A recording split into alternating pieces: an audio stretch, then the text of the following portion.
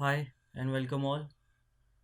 Mathematics के topics जो हमने शुरू किए थे, आज हमारा टॉपिक है linear equations in two variables. ये हमारे जेके एसएसपी एग्ज़ाम के लिए। तो चलो शुरू करते हैं। ये आपका सेकंड टॉपिक है in the syllabus of the account system. तो शुरू करते हैं इसको। तो पहले समझ लेते हैं कि हमें एग्ज़ाम में तो linear equations in two variables है। Equations in two variables. First of all हमें समझना है कि ये लीनियर इक्वेशंस होती हैं, और ये अगर हमें टू वेरिएबल के लिए बोल रहा है तो वन वेरिएबल के लिए क्या होता है। ठीक है, तो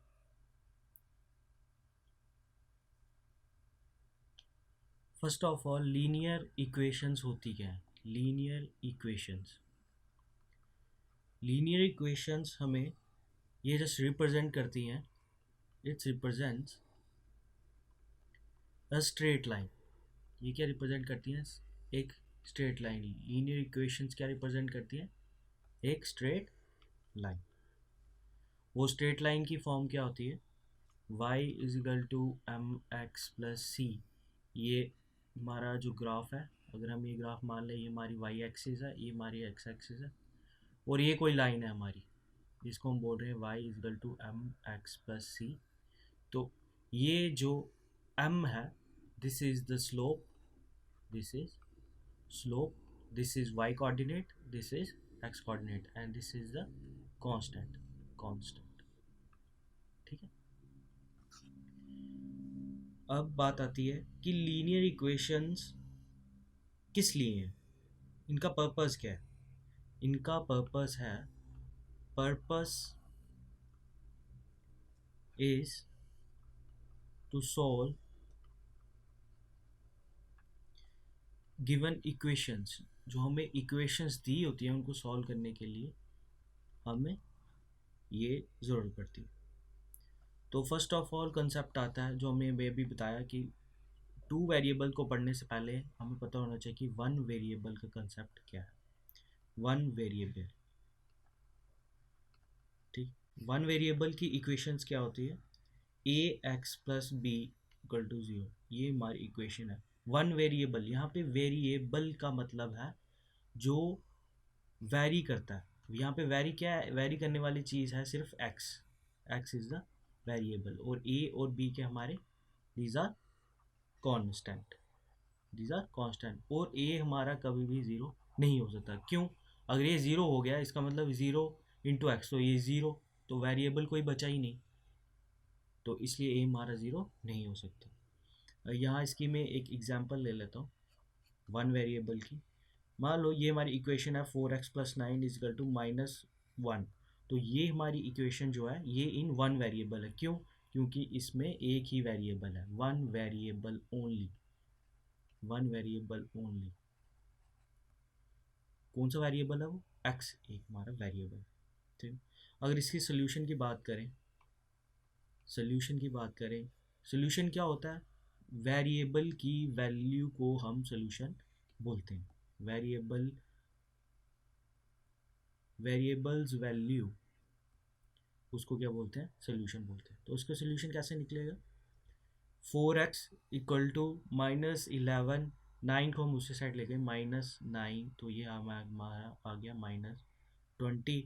तो 4x, तो x इज इक्वल टू -20/4, तो क्या आ गया? -5। तो x is equal to -5 is the solution of this equation. ठीक है, ये आ गया हमारा वन वेरिएबल का कंसेप्ट। और इसकी फॉर्म क्या होती है? ये फॉर्म होती है। आया समझ? अब हम देखते हैं नेक्स्ट की टू वेरिएबल का कंसेप्ट क्या है, जो कि हमारे सिलेबस में दिया गया है। Two variable, linear equations in two variables. Two variables की फॉर्म क्या है? A X plus B Y plus C equal to zero, जहाँ पे क्या है? एक्स और वाई के हमारे वेरिएबल्स हैं, वेरिएबल्स हैं। इनको क्यों बोल रहे हैं हम टू वेरिएबल्स? बिकॉज यहाँ पे दो वेरिएबल्स है एक्स और वाई जिनकी वैल्यूज चेंज होती रहती हैं, और हमारे ए बी और सी क्या है, ये हमारे कॉन्स्टेंट्स, ये इनकी वैल्यू चेंज नहीं होती। और इसमें क्या कंडीशन होगी, जैसे पिछले वाले कंडीशन थी, इसमें क्या कंडीशन होगी कि इसमें ए और बी की वैल्यू ज़ीरो नहीं हो सकती। ठीक है, अगर ए और बी की वैल्यू ज़ीरो होगी तो ये टू इक्वेशंस बनेगी, ये ज़ीरो हो जाएगी ज़ीरो, तो ये नहीं बनेगी। या ए की वैल्यू ज़ीरो होगी, अगर ए की वैल्यू बी की वैल्यू ज़ीरो नहीं होती है, ठीक है, तो ए की वैल्यू ज़ीरो होती है तो वन वेरिएबल की बन जाएगी। ठीक है, इसलिए ए और बी की वैल्यू, ये दो कांस्टेंट है, इनके कोफिशेंट्स बोलते हैं हम इसे, coefficients of a and coefficient of b, इनकी वैल्यू ज़ीरो नहीं होनी चाहिए। ठीक है, इसकी एग्जांपल लेता हूँ मैं, ये कैसे दिखती है टू वेरिएबल्स की। मान लो ये इक्वेशन है 2x पर 2y इक्वल टू 2 और -2x plus 3y equal to 1। तो ये हमारे पास आ गई दो वेरिएबल की इक्वेशन। एक ये हमारी दो वेरिएबल है x और y, और ये इसमें भी x और y। अब हमारा कॉन्सेप्ट आता है, एक कॉन्सेप्ट यहाँ पे इसमें ग्राफ में इसको कैसे रिप्रेजेंट करूँगा, ग्राफ रिप्रेजेंटेज कैसे करेंगे। ठीक, मान लो ये कोई हमारी इक्वेशन है, इक्वेशन में ले लेता हूँ एक कोई 5x, मान लो 5x plus 3y equal to 30। ठीक है, तो इसको हम ग्राफ में कैसे रिप्रेजेंट करेंगे। ये मेरी y एक्सिस, ये मेरी x एक्सिस। ठीक है, तो ग्राफ में रिप्रेजेंट करने के लिए हम सबसे पहले क्या करेंगे, सोल्यूशन जो है, हम एक वेरिएबल को ज़ीरो करते हैं और नेक्स्ट वेरिएबल फाइंड करते हैं, और फिर नेक्स्ट क्या करते हैं, दूसरे वेरिएबल को ज़ीरो करते हैं और अदर वेरिएबल फाइंड करते हैं। तो मान लो, लेट हमने मान लिया कि यहाँ पे x हमने क्या रखा, ज़ीरो। तो हमारी इक्वेशन क्या बनेगी, 5 into zero plus 3y equal to 30। ये ज़ीरो हो गया, y is equal to 30/3 equal to 10। तो y की वैल्यू क्या आ गई हमारी, 10।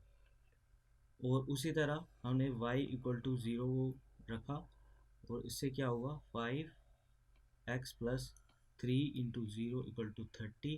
तो x की वैल्यू क्या आ गई, 30 बाय ये 5, यहाँ 5, तो ये x की वैल्यू आ गई 6। ठीक, तो हमारे पास दो पॉइंट्स आ गए। कहने का मतलब क्या है कि x और y, इसको हम ऐसे लिख सकते हैं इनके पॉइंट्स की, कि जब हमारा x ज़ीरो था, ये ज़ीरो था, तो हमारी y क्या आया, 10 आया, y क्या है, 10। ठीक है, और जब हमारा y ज़ीरो था तो x क्या आया, 6। रिप्रेजेंटेशन हमेशा ऐसी होती है, x पहले की वैल्यू होती है y, x की वैल्यू क्या है यहाँ पे 6, और y की वैल्यू ज़ीरो। तो अभी उनको हम यहाँ पे प्लॉट कर देंगे। मान लो x की ये है 1 2 3 4 5 6 7 8 9, इतना ले लेते हैं, 1 2 3 4 5 6 7 8 9 10, इतना ले लेते हैं। ठीक है, अब यहाँ पे हमें क्या हो रहा है, ये दो पॉइंट्स है हमारे पास, पॉइंट वन और पॉइंट टू। पॉइंट वन क्या है, ज़ीरो और 10, एक्स की वैल्यू ज़ीरो, एक्स की वैल्यू ज़ीरो यहाँ, और 10, वाई की वैल्यू 10, 1 2 3 4 5 6 7 8 9 10 यहाँ।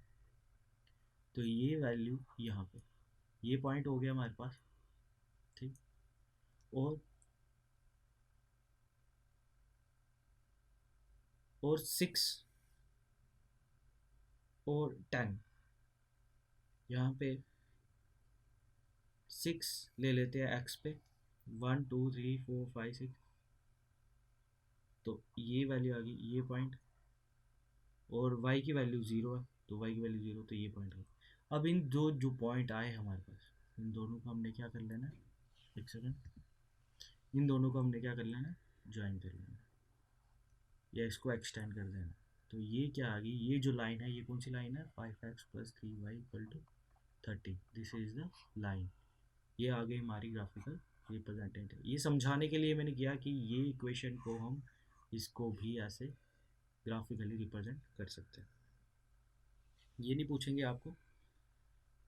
अब इसको आता है कि नेक्स्ट की मेथड कौन कौन से है इसको सॉल्व करवाने का।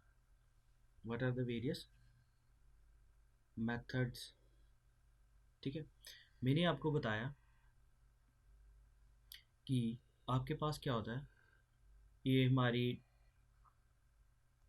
To variables, linear equation in two variables की फॉर्म क्या होती है, A X plus B Y plus C equal to zero. ठीक, अब इसको मैं two variables in a pair of linear equation करता हूँ। तो मान लो मेरे पास दो pair of linear equations given है, A one X plus B one Y plus C one equal to zero, और A two X plus B two y plus c two equal to zero. ठीक है, ये हमारे पास क्या है, इसको बोलते हैं pair of linear equations in two variables. ये पेयर है, इनका जोड़ा है दो वेरिएबल्स। तो ये, अब आपने इसमें ये याद रखना है, पहली बात हमें क्वेश्चंस में पूछते हैं कि इसका सॉल्यूशंस क्या क्या होते हैं। पहली बात तो आपने ये याद रखनी है कि अगर ए वन बाय ए टू, ये क्या है, कोफिशेंट्स ऑफ एक्स है, अगर ये इनका रेशियो लेनी है बराबर हो b one by B two के, और ये बराबर हो c one by c two के, ये इनके सारों के कोफिशेंट्स को हमने रेशियो ले लिया, तो ये क्या होता है हमारे पास, इनका रेशियो जब बराबर है तो ये किस टाइप का हमारे पास ग्राफ बनता है, ये टाइप ऑफ ग्राफ। और इन दोनों की दो लाइनें, एक लाइन ये आ गई और दूसरी लाइन भी आपस में ये कॉन्साइड कर जाती है, मतलब कि सेम पॉइंट्स होते हैं, बहुत सारे पॉइंट्स होते हैं। तो इसका क्या मतलब है कि ये कॉइंसाइड करती है, सॉल्यूशंस इनके कॉइंसाइड करते हैं, बहुत सारे सॉल्यूशंस होंगे। सॉल्यूशन क्या होता है, सॉल्यूशन वो होता है जब दो लाइनें आपस में इंटरसेक्ट कर रही हो, जो कॉमन पॉइंट होता है उसको बोलते हैं हम सॉल्यूशन। तो ये कॉन्साइड कर रही हैं, तो इनके बहुत सारे जगह पे ये कॉन्साइड कर रही है, यहाँ पे यहाँ पे यहाँ पे बहुत सारे, तो इसके क्या होते हैं, इनफाइनाइट सॉल्यूशंस। ठीक है, और दूसरा केस क्या होता है, जब a one by a two जो है हमारा equal to B one by b two equal not equal to c one by c two, मतलब कि ये दोनों बराबर तो होते हैं ए और बी के कोफिशिएंट, मगर ये सी टू के कोफिशिएंट के बराबर नहीं होते। तो इसका मतलब क्या है, ये जो हमारी एक कोई लाइन होगी, ये हमारी कोई लाइन होगी और कोफिशिएंट कांस्टेंट का फ़र्क है सिर्फ, और किसी का फ़र्क नहीं है, सिर्फ कांस्टेंट का फ़र्क है, कांस्टेंट का फ़र्क। ये दो लाइन आ जाती हैं कोई, और ये दो लाइनें क्या होती है, पैरेलल, वो आपस में कहीं टकराई है, नहीं टकराई, तो उनका सोल्यूशन होगा, नहीं होगा। तो उनका आपस में कहीं ये इंटरेक्ट नहीं कर रहे हैं, तो सोल्यूशन कहाँ से होगा इनका। तो ये दोनों क्या लाइंस क्या होती हैं, पैरेलल लाइंस। ठीक है, तो इनका सोल्यूशन और नहीं होगा क्योंकि ये कहीं इंटरसेक्ट ही नहीं कर रही है, तो इनका काम होता है नो सोल्यूशन, या फिर इनको फिर हम क्या बोलते हैं, इनकंसिस्टेंट भी बोलते हैं, इनकंसिस्टेंट सोल्यूशन। ठीक है, और तीसरा क्या होता है, A one by A two is not equal to B one by B two, यहीं पे इक्वल नहीं होता, आगे इक्वल हो या ना हो कोई फर्क नहीं पड़ता, यहीं पे इक्वल नहीं है। तो इसका मतलब ये दो जो है हमारे पास, इनका कहीं ना कहीं एक ये लाइन है और एक दूसरी लाइन है, तो ये कहीं ना कहीं इंटरसेक्ट हो रही है, और इन इंटरसेक्ट को हमें क्या देती हैं, एक ही जगह पे इंटरसेक्ट हो रही हैं, तो ये क्या यूनिक सोल्यूशन देंगी। यूनिक मतलब ये यूनिक, इसकी तरह कोई और सोल्यूशन नहीं होगा, यूनिक सोल्यूशन। तो इसको हम और भी, यूनिक सोल्यूशन को कुछ और बोलते हैं, उसका नाम है कंसिस्टेंट, कंसिस्टेंट सोल्यूशन। ठीक है, इसको हम कंसिस्टेंट सोल्यूशन भी बोलते हैं, जैसे इसको क्या बोलते हैं, इनकंसिस्टेंट, तो ये कंसिस्टेंट सोल्यूशन है, मतलब कि इसका यूनिक सोल्यूशन है, ये कंसिस्टेंट। ये जो आप मैंने बताया ये तीन चीज़ें, वो ये इक्वेशंस को कंसिडरेशन करके ये आपने नोट कर लो, ये आपने याद रखें, इसी के बेसिस पे हम आगे क्वेश्चन करेंगे, और इसी के बेसिस पे आगे क्वेश्चंस हमारे पूछे जाते हैं। ठीक है, तो इसी को आगे लेते हैं।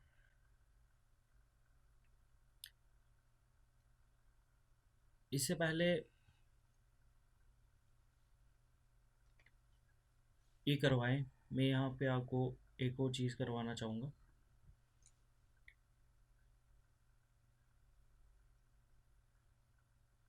यहाँ पे हमने देख तो दिया ये सोल्यूशंस होते हैं यहाँ पे। यूनिक से पीछे हमने देखा कि यूनिक सोल्यूशंस होते हैं हमारे पास, यहाँ कंसिस्टेंट सोल्यूशंस होते हैं, inconsistent solution, finite mind solutions होते हैं। मगर वो सोल्यूशन निकालने के तरीके क्या है, सोल्यूशन निकालने के तरीके क्या हैं, उनके दो तरीके हैं। एक, या तो हम इक्वेट कोफिशिएंट जो है उनको इक्वेट करके निकाल लें, या फिर ये दूसरा सब्स्टिट्यूशन मेथड होता है। ये दोनों में आपको करवाऊंगा अभी। मान लो ये हमारे पास कोई इक्वेशन है, 2x plus 5y equal to 20 और 3x plus 6y equal to 12। ये हमारे पास दो इक्वेशंस हैं। ये क्या है, pair of linear equations in two variables. अब इक्वेटिंग द कोफिशिएंट मेथड क्या बोलता है कि हम जो इनके कोफिशिएंट्स हैं इनको बराबर कर देने हैं। जैसे x का कोफिशिएंट यहाँ पे 2, x का कोफिशिएंट यहाँ पे 3 है, तो इनको हम बराबर कर देंगे। कैसे, इस पूरी इक्वेशंस को हम मल्टीप्लाई कर देंगे एक ऐसे कांस्टेंट से जिससे ये बराबर हो जाए। तो आपको लग रहा है अगर यहाँ पे ऊपर मैं मल्टीप्लाई करूँ, इस इक्वेशंस को पूरी मल्टीप्लाई करूँ 3 से और इसको 2 से, तो यहाँ पे दोनों 6x और 6x आ जाएगा, तो कोफिशिएंट बराबर हो गए। ठीक है, तो यही मेथड बोलता है। तो मैं क्या करूँगा, यहाँ पे मल्टीप्लाई करूँगा, मल्टीप्लाई, ये इक्वेशन 1 मान लेता हूँ, उसको equation 2, multiply equation 1 by 3 and equation 2 by 2।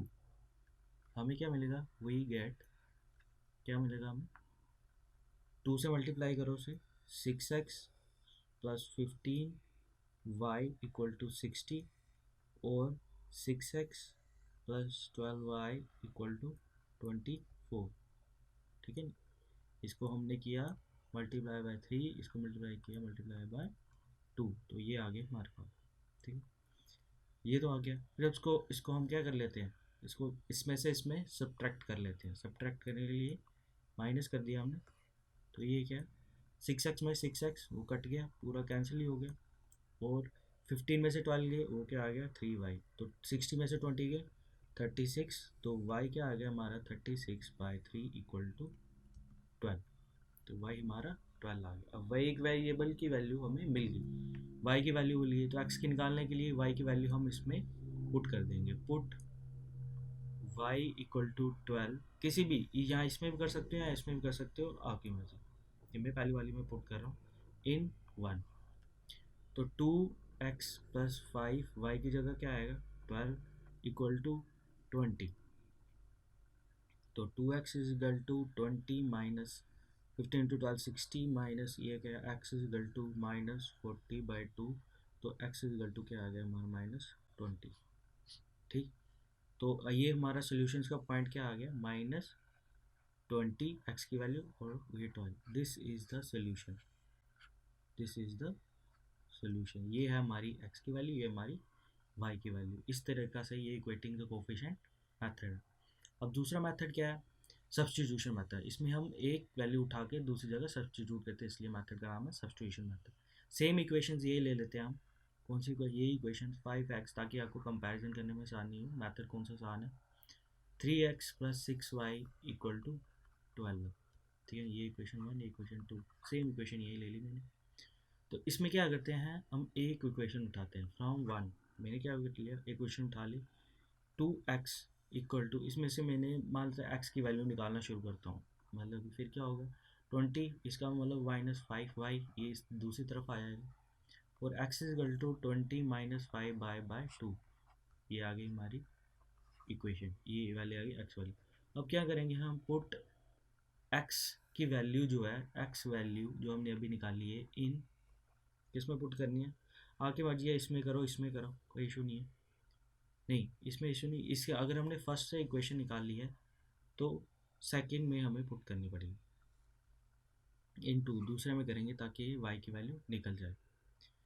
3x क्या है 20 माइनस 5y/2, एक्स की वैल्यू जो हमने यहाँ निकाली यहाँ पुट कर ली, इक्वेशन 2 में पुट करें, प्लस 6y=12। ठीक है, तो मल्टीप्लाई कर लो, 3 to 60 minus 15y divided by 2 plus 6y=12। अब इनका एलसीएम ले लो, 60 minus 15y plus 18 sorry 12y=12 whole divided by 2। इसका एलसीएम ले लिया हमने मल्टीप्लाई करके इसको, तो -15y और 12y, ये क्या हो गया -3y। ठीक है, और ये 2 वहाँ पे चला गया तो ये 24 हो गया। ठीक है, 24, 60 को यहाँ पे ले लिया -60, तो y क्या हो गया हमारे पास माइनस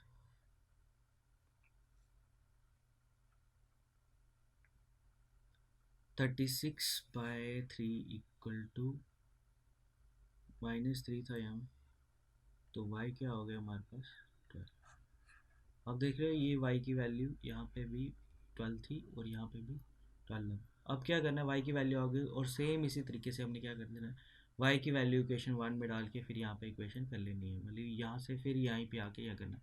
तो आपको लग रहा होगा कि देखा होगा कि इक्वेटिंग द कोफिशिएंट जो मात्रा है इसमें सिर्फ इतना सा किया और हमने ये y की वैल्यू होगी, इतना सब करके ये वैल्यू y आ रही है। तो सबसे ईजी मेथड थोड़ा सा क्या रहता है, कोफिशिएंट इक्वेशन, आपके ऊपर डिपेंड है कि आपको कौन सा अच्छा लगे, मगर ये थोड़ा इजी रहता है। तो ये इसमें फिर हमने वापस निकाल के ये निकालना पड़ेगा। ठीक है, y की वैल्यू निकाल दी, सब्स्टिट्यूट करके फिर ये सोल्यूशन सेम आ गया। ये दो तरीके होते हैं। अब नेक्स्ट क्वेश्चन के ज़रिए देखते हैं कि हमें किस टाइप के क्वेश्चन आते हैं। ये पहला क्वेश्चन है हमारे पास, इसमें हमें पूछा है कि a pair of linear equations ये दी हुई है हमें, is said to be inconsistent. Inconsistent कब होंगे, मैंने आपको बताया इनकंसिस्टेंट। इनकंसिस्टेंट का मतलब क्या होता है कि इनका कोई सोल्यूशन नहीं है, नो सोल्यूशन। तो पीछे स्लाइड से आप देखा होगा आपने, जो मैंने नोट करने के लिए बोला था, इनका नो सोल्यूशंस है, ये क्या होती हैं, ये होती हैं पैरेलल लाइंस। और पैरेलल लाइंस की कंडीशंस मैंने आपको बताई थी, a1/a2 equal to b1/b2 is not equal to c1/c2। ठीक है, इनकंसिस्टेंट की, तो ये आ गया, तो इसका ऑप्शन क्या होगा, ऑप्शन बी। इनकी ग्राफिकली ऐसे दो पैरेलल लाइन बनेगी। नेक्स्ट क्वेश्चन देखते हैं, इसी टाइप के क्वेश्चन आएंगे आपको। Graphically the pair of equations, ये दो इक्वेशंस दी हुई है हमें, रिप्रेजेंट टू लाइंस, ये दो लाइंस को रिप्रेजेंट करती हैं। विच आर, हमें बताना है कि वो कौन सी लाइन होगी। हमें दो इक्वेशंस दी हुई हैं यहाँ पे, ये है 7x minus y equal to 5, 21x minus 3y equal to 10।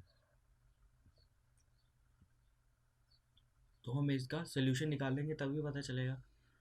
ठीक है, सोल्यूशन निकालने के लिए बोला नहीं है हमें, वही ग्राफ देख के वापस इक्वेशन कर देना।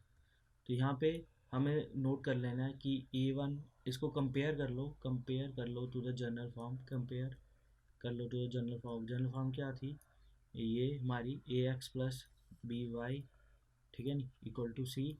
ठीक है नी, सी को साइड ले, तो इनको कंपेयर कर लो। तो ये पहली इक्वेशन की मैं लिख रहा हूँ, a1 क्या है 7, b1 क्या है -1, c1 क्या है 5 और a2 क्या है 21, b2 क्या है -3 और c2 क्या है 10। तो आप मुझे बताओ, अब हम इनकी रेशो ले लेते हैं, a1/a2। ठीक है, और क्या आएगी 7/21, तो ये क्या आएगी 1/3, और क्या b1/b2 -1/-3, तो ये क्या आ गया 1/3, c1/c2 इक्वल टू 5/10, तो ये क्या होगी 1/5, 1/2। तो आप देख रहे हो कि ये जो रेशो है, ए और बी की रेशो ये बराबर है मगर सी की रेशो के बराबर नहीं है। कहने का मतलब क्या है, A1/A2 equal to B1/B2 is not equal to C1/C2। बराबर नहीं है, नॉट। तो इसका मतलब क्या है, ये क्या है, पैरेलल है। बताया था मैंने, टेबल पीछे देख लो आप। तो ये क्या होगा, इसका आंसर क्या होगा, पैरेलल। ठीक है, ये दो लाइंस क्या है, पैरेलल। इनका सोल्यूशन क्या है, नो सोल्यूशन या इनकंसिस्टेंट सोल्यूशन। नेक्स्ट क्वेश्चन देखते हैं। द पेयर ऑफ इक्वेशंस दी हुई हैं हमें ये और ये, ठीक है नहीं। अब इसमें सेम यही बोला हुआ है, तो इसमें कौन सा होगा। तो यहाँ पे मैं डक्ट कर रहा हूँ, 3 A1/A2 ले रहा हूँ, A1/A2 इक्वल टू 3, ठीक है। और इसका क्या है, -6, तो ये क्या आ गया, -1/2। B1/B2 क्या है हमारे पास, B1 क्या है, -5 डिवाइडेड बाई B2 क्या है, 10। तो ये क्या आ गया, -1/2।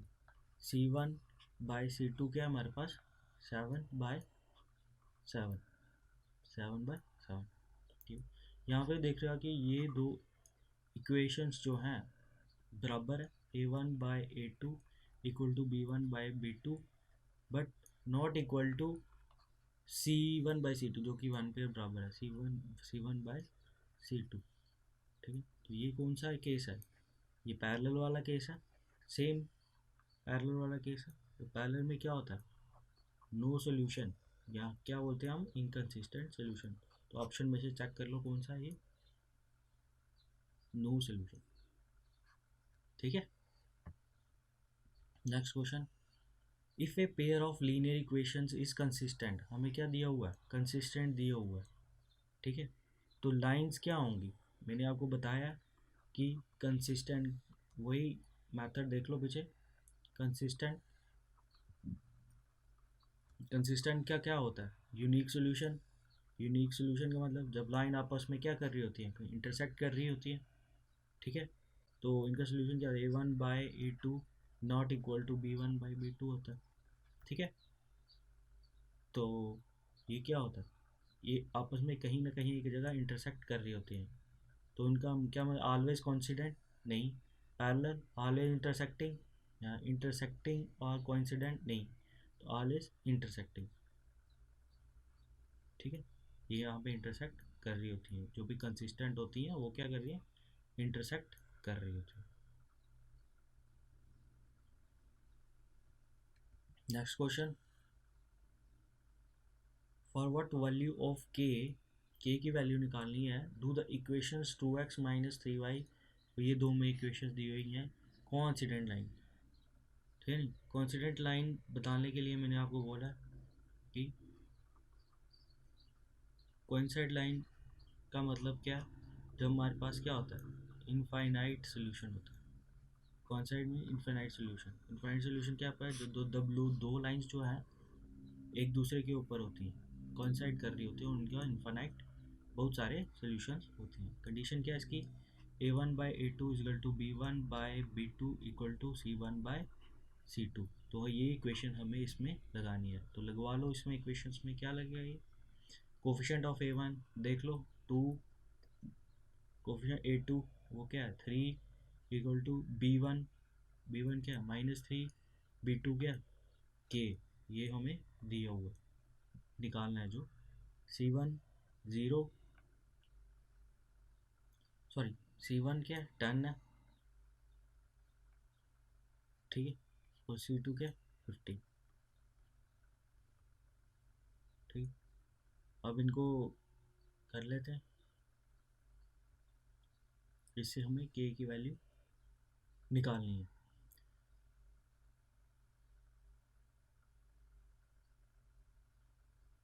तो निकालो, इन दोनों को कंसीडर कर लेते हैं हम। 2K इक्वल टू -9, यहाँ पे इसको यहाँ मल्टीप्लाई कर लो, इसको यहाँ पे, ये इक्वेशन सॉल्व करने का तरीका होता है। तो 2K -9, तो K इक्वल टू आ गया -9/2। ये हमारी इक्वेशन है। यहाँ आप इससे भी सॉल्व कर सकते हैं इन दोनों को लेकर, -3/2 k इक्वल टू 10/15। ठीक है, इसको भी लेके सॉल्व कर सकते हो। एक ये क्या आ गया हमारे पास, इसको भी पहले सॉल्व कर लेते हैं। 5 2 जा 5 3 जा, तो ये क्या आ गया हमारे पास 2/3। तो मल्टीप्लाई कर लो इस साइड और इसको इस साइड, -9 इक्वल टू 2k, तो ये आ गया k इक्वल टू -9/2। जिस मर्जी से करना सेम ही आंसर आएगा। तो इसका आंसर क्या है, आंसर ए -9/2। नेक्स्ट क्वेश्चन क्या है, x इक्वल टू ए और y इक्वल टू बी दिया हुआ है, इज द सोल्यूशन। अगर ये हमारे पास क्या है, सोल्यूशन है। जो इक्वेशन है ये दी हुई है x + y 5 और 2x - 3y = 4, then the values of a and b are respectively, a और b की वैल्यू हमें निकालनी है। मैं कहने का मतलब है कि इसका हमें सोल्यूशन ही निकालना है इसका। ठीक है, तो हमें दो इक्वेशन दी हुई हैं, x + y = 5 और 2x - 3y = 4। ये दो इक्वेशंस दी हुई हैं और हमें इसकी वैल्यू निकालनी है। आपको याद होगा मैंने दो मेथड बताए थे, एक था इक्वेटिंग द कोफिशिएंट और दूसरा था हमारा सब्स्टिट्यूशन। जो आपको मन है वो कर सकते हो, मगर यहाँ पे इजी कौन सा रहता है, मैंने बताया था इक्वेटिंग द कोफिशिएंट। तो हम दो इक्वेशंस दिख रही हैं आपको, ये फर्स्ट इक्वेशन, ये सेकंड इक्वेशन। तो इनके कोफिशिएंट्स को बराबर बनाना है, एक्स के बनाओ या वाई के बनाओ। यहाँ पे एक्स के बना रहा हूँ, यहाँ पे 2, यहाँ पे 1x है, यहाँ पे 2x है। सिंपली मैं मल्टीप्लाई करूँगा, यहाँ ऊपर को 2 और इसको क्या करूँगा, मल्टीप्लाई करने की ज़रूरत ही नहीं है। यहाँ कह सकते हो कि 1 से मल्टीप्लाई करनी है, तो मल्टीप्लाई, ठीक है, 1/2, इक्वेशन 1/2 एंड 2/1, 1 मतलब कि कुछ नहीं करना, मल्टीप्लाई बाय 2। तो हमने 2 से मल्टीप्लाई किया, 2x + 2y = 10 और 1 से, तो ये सेम ही रहेगी, 2x - 3y = 4। तो हम क्या कर लें, सब्ट्रैक्ट कर लें इसको, 2x - 2x तो ये कैंसिल, कुछ नहीं बचा, 0। और 2, और ये माइनस कर रहे हैं हम इसको -3y से, -3y, समझे। 2y मैं से डिटेल में लिख रहा हूँ, ऐसे लिखने की जरूरत नहीं है। 2y को माइनस कर रहे हैं किसको, -3y से, इसको इससे माइनस कर रहे हैं, और इक्वल टू 10 - 4, तो ये क्या आ गया 6।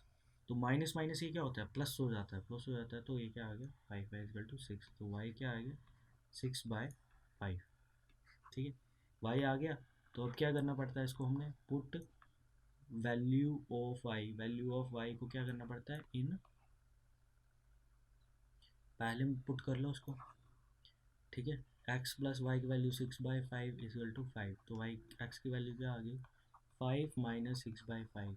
तो भाई ले लो इसको, क्या करना है इसको, एलसीएम ले लो, 25, 5 - 6 / 5, तो 25 - 6, वो क्या आ गया 19/5।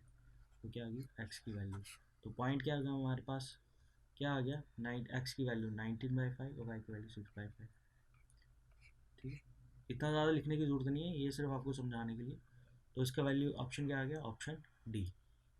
तो इसी तरह ये आपको क्वेश्चंस, इस टाइप के क्वेश्चंस पूछ सकते हैं, मेनली आपको वही पूछे जाएंगे कि कंसिस्टेंट सोल्यूशन है, इनकंसिस्टेंट सोल्यूशन है, अगर ये है तो क्या है, वो इस टाइप के क्वेश्चन मैंने करवाए। अगर आगे और भी करवाने की जरूरत पड़ी तो मैं इस टॉपिक में करवा लूँगा।